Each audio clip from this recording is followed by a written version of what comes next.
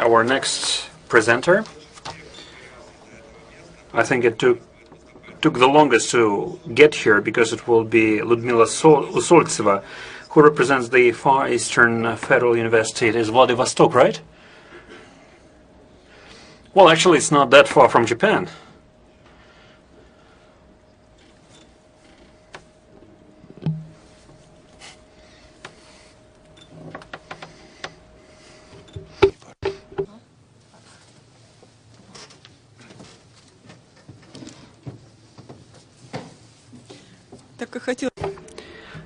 I just wanted to address you as dear comrades, but I forgot that I'm at an international conference.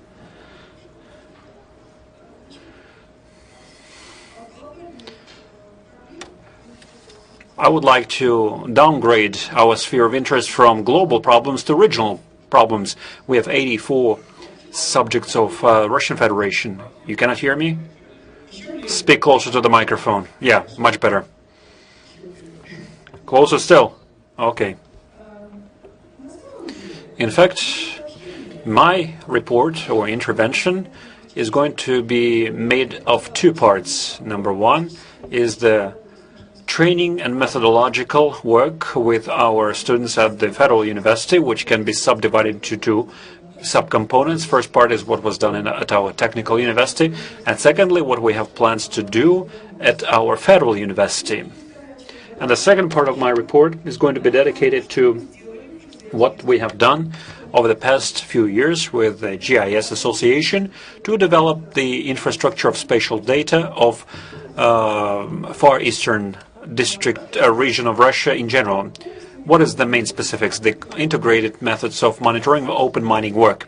Of course, I would like to apologize against the background of the previous reports. It is too down to earth and not that detailed, but hopefully next year it will be more relevant. What have we been doing? As long as the technical university had a limited number of technical equipment and means, our students and postgraduate students were provided more applicable applied tasks. In other words, we had to develop a complex of measures with which we could help our enterprises and companies to quickly orient themselves in what was happening on their open mining sites. So what is open mining? Open mining is done by big mining pits where they mine for gravel.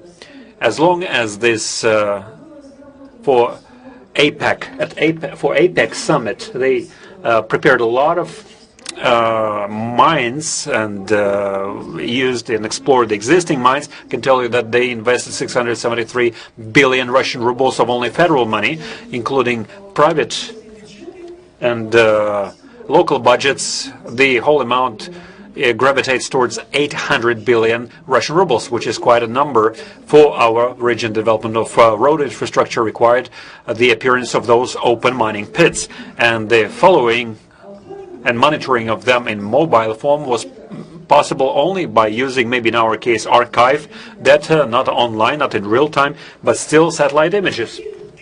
And in that way, we retrieved some images and tried to use them to provide an objective picture or status description to those companies. Naturally, in terms of land surveying, this precision was, the accuracy was not sufficient. Yet, still, we could get some reconnaissance information or some overall general description which could help our industries. The most recent event, the inundation and landslides, which could be quickly registered, and such methods which we earlier used the GNSS technology, for instance, when we acquired images by GNS GLONASS, although it provides results quite quickly, but not on a timely basis, unfortunately. So they could identify those crisis or critical points that we could pay more attention to. The most important thing for us was to provide to our industries certain freedom so that they can get using these technologies. So GNSS technologies, then how could we apply the automated GIS methods? We used AutoCAD because AutoCAD is broadly available at industries and at our university, of course. Next, the acquired 3D models described those parts of the open mines which were not seen on 2D images. And eventually the monitoring of mining works could be put together into quite a result. Like here, for instance, you can see how we acquired images. The specifics of location of the open mines is that they are located almost within the city limit, the habitable zone. So basically we can get these images almost for free. This image was taken in winter, then processed, and here you can see the overlay of along the embankments. We drew a topographic map. We overlaid the available topographic map. You can see the access roads, the waste disposal areas, some embankments of the mine, which is quite relevant because landslides are a big threat, especially for deep mines. And those people who visit Vladivostok will fly over this site. This is a image taken from space of the open mine located in the town of Artyom, not far from the airport. And this is a zoomed-in picture. This is an industrial zone. You can see it quite clearly on this image. Next, the actual mine. And this is the excavator line. This is the site where multi-ton excavator operates, and its location can be easily detected on this image. Next, what can we see here? We split it into polygons, and then we did tracking using either GPS navigator or the inbuilt GPSs into our mobile devices. It was needed for some long sites. I understand that it is not innovative, but it provided very good effect eventually, effect of tracking of linear objects like roads, access ways, some power lines, and so on and so forth. Now, what do we understand by high spatial resolution images? The most important thing for us was to make it available, accessible for those companies who needed it. That is 0.5 meter accuracy, which after processing can provide about 2 meter accuracy. Of course, for land surveying work, this is not accurate enough, but for reconnaissance work and overall orientation of what is happening at the moment, it's acceptable. Of course, what you have heard now and what we expected to do has been implemented very soon. The cartography material will be manifested in the form of assembly of vector topographic photography, space imagery, and relief images. And it will help us turn it into a 3D form, and the geoinformation environment will be able to quickly operate with the data which are available online now. Naturally, all digital technologies which we heard about yesterday and today and in future imply that we'll be able to do monitoring that we kept dreaming about. We will help to turn them into reality. Next, this was the first part of what we did based on our technical university. Last year, 4 universities were merged into Far Eastern Federal University.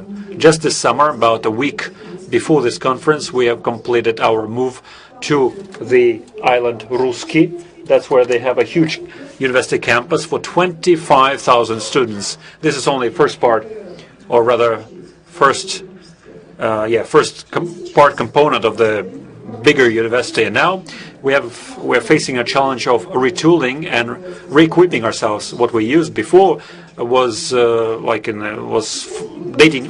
back to the Soviet times. Now we have to put together two modern labs. I'm talking about students working in the mining sector. Now we submitted an application to form a lab for laser scanning, which in future is going to be equipped by a UAV, of course, and secondly for the grammetry and geoinformation system lab. Naturally, we'll have a photomod license. For us, this is very important because at the moment we have signed agreements with the Harbin University that will be receiving students, about 100 students from China, to our mining university. And I was quite happy that we have photomod in Chinese language, which is going to be very helpful for us in that particular case. These are the big plans of our federal universities. Second part of my report is going to be dedicated to what we have done for the infrastructure of spatial data of our region. Many years ago, I don't remember how many, we signed agreement with then technical university, then administration of the region, and GIS Association, right? That's what it's called, GIS Association. So what was this agreement about? It was about promotion of all the processes in forming the infrastructure of spatial data. How could we do this? We put together conferences. The first conference took place in 2011, and in fact, its title was Formation of the Infrastructure of Spatial Data of Far East region. It was quite local, but 200 people participated. 2012 was skipped because of our reorganization and movements, but as long as our university structure was complete in 2013, this year, at the end of March, we brought together a much larger conference where we decided to make it an all-Russian conference, and it will have a permanent title. In other words, in spatial data infrastructure in regional development management. In fact, this is a big move for us to promote the formation of regional GIS and monitoring processes and organization of a normal, efficient management of the region. First results, which we have achieved as a result of this work, were manifested in the fact that now we have developed terms of reference. Naturally, it might have some faults and deficiencies, and we announced the competition in September for formation of spatial data infrastructure. I understand that this is only the first step along the way, but it is a very positive step regardless, and we hope that ideally we are going to continue along the same way. We expect to promote the cooperation between the university, administration of the region, and far eastern branch of the Academy of Sciences of Russia. That is why, distinguished participants of the conference, I invite you to the city of Vladivostok to the third all-Russian conference on spatial data infrastructure in regional management, and usually people from ministries attend this conference, also regional representatives and participants of the process itself. About 300 people are expected. And to make it more interesting for you, I can tell you that, of course, there will be study tours organized around the islands, and you will live on the campus where APEC summit was organized in 2012. Thank you for your attention. Thank you. It was very informative and interesting. Will there be questions?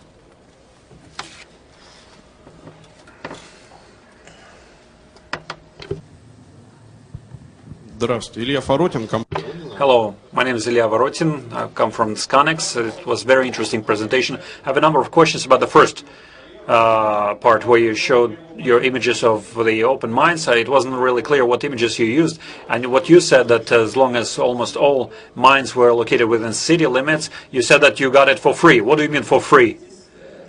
I will explain. What I meant was that the largest mines are really located in Vladivostok, in the city of Artyom, but those 30 mines that I referred to for Primorsky, they were built along the way of this federal highway M60, and those images were taken from archives, basically. I don't even remember what images. Okay, thank you.